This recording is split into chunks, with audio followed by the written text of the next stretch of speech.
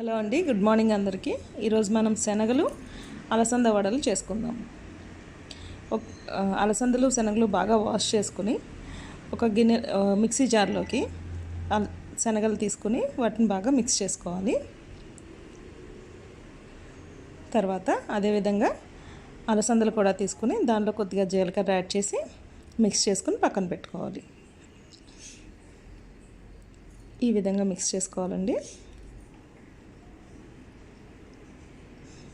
ఇప్పుడు సన్నగా తరిగిన ఉల్లిపాయ, కొంచెం అల్లం పేస్ట్, పచ్చిమిరపకాయ పేస్ట్, సన్నగా తరిగిన కొత్తిమీర అన్నీ తీసుకుని మనం మిక్స్ చేసి పెట్టుకున్న పిండిలో వేసుకోవాలన్నమాట.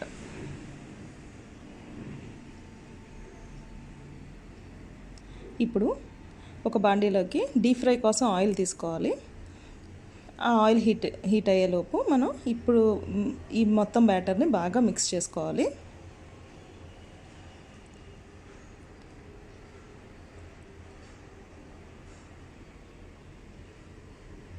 ఇప్పుడు మీ రుచికి తగినంత సాల్ట్ని యాడ్ చేసుకుని మిక్స్ చేసుకుని మనకు నచ్చిన షేప్లో వడల్లాగా డీప్ ఫ్రై చేసేసుకోవడమే.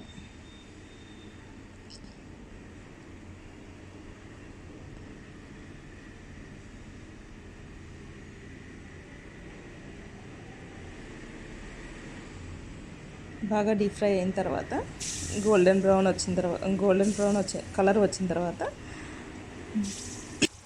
తీసుకోవాలండి. అయితే